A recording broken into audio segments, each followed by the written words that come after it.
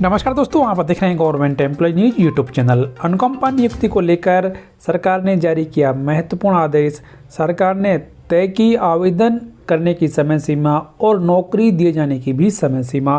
दोस्तों, 1 फरवरी 2023 को ministry of railway board के द्वारा सभी संबंधित अधिकारियों को महत्वपूर्ण आदेश जारी किया गया है।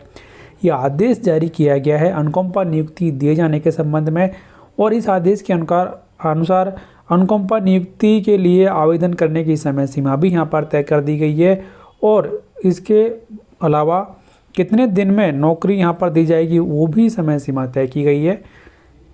क्या प्रोसेस फॉलो की जाएगी उसके बारे में भी इस आदेश में बताया गया है। तो उस सब के बारे में हम इस वीडियो में चर्चा करने वाले हैं। वीडियो को आप लास्ट तक जरूर देखें।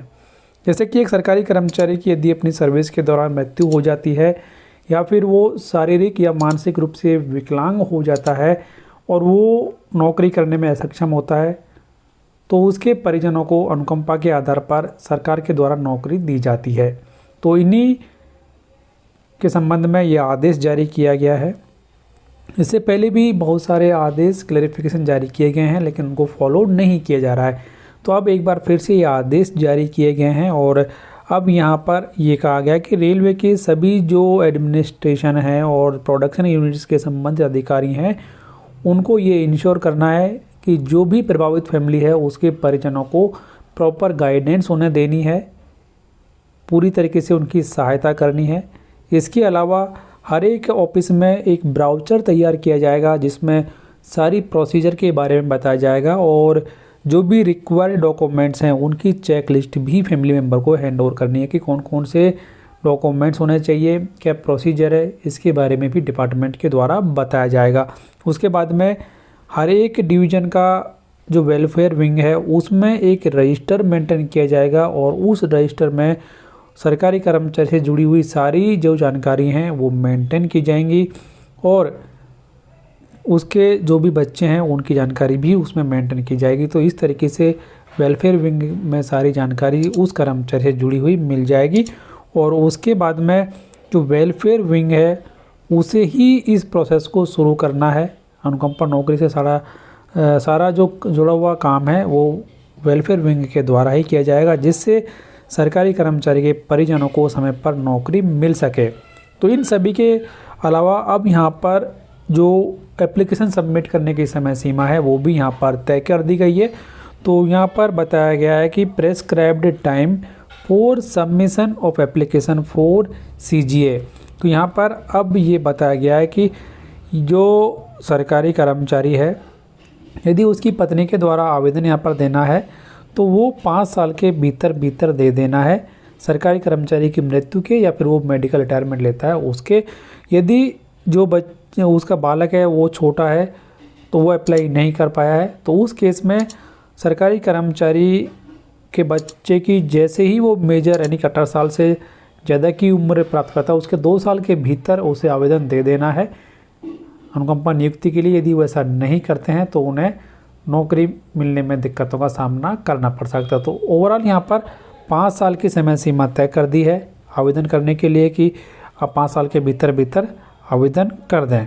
उसके बाद में time limit for consideration on CGA by railway. तो यहाँ पर जो भी प्रिस्क्राइब्ड समय सीमा में एप्लीकेशन सबमिट किए गए हैं, जो कि 2 साल से लेकर 5 साल है, तो उनको किसके द्वारा फाइनलाइज किया जाएगा, किसके द्वारा डिसाइड किया जाएगा, वह अथॉरिटी यहाँ पर बता दी गई है कि DRM से और CWM और HOD के द्वारा उनको एक्सेप्ट किया जाएगा या फिर रिजेक्ट कर दिया जाएगा। लेकिन आगे ये भी बताया गया है कि यदि कोई केस जो कि 5 साल का जो टाइम है उसमें प्राप्त नहीं हुए हैं, इसके बाद यदि आवेदन मिलते हैं तो उनको किस अथॉरिटी के द्वारा स्वीकार किया जाएगा उसके बारे में भी बताया गया है। तो यहाँ पर ऐसे केस जो कि 5 साल से ज़्यादा टाइम है और 20 साल के भीतर हैं तो उन्हें DRM, CWM और HOD के द्वारा कंसिडर किया जा सकता है। उसके बाद में यदि जो आवेदन है वो सरकारी कर्मचारी की मृत्यु के 20 साल से लेकर 25 साल के बाद में मिलते हैं तो इसका फैसला लेना है GM को, और यदि आवेदन 25 साल के बाद में मिलते हैं तो यहाँ पर रेलवे मिनिस्ट्री का प्रायर अप्रूवल लेना ज़रूरी है। तो यहाँ पर रेलवे मिनिस्ट्री को भेजा जाएगा यदि इतना पुराना कोई केस है। तो इस तरीके से ये समय सीमा यहाँ पर फिक्स कर दी गई है।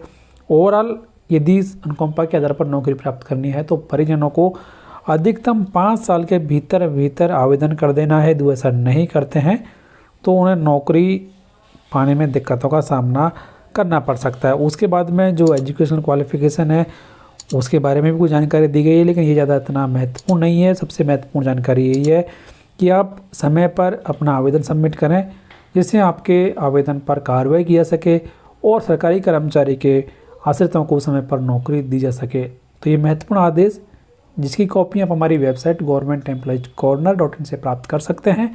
इसका लिंक वीडियो की डिस्क्रिप्शन में दिया गया है।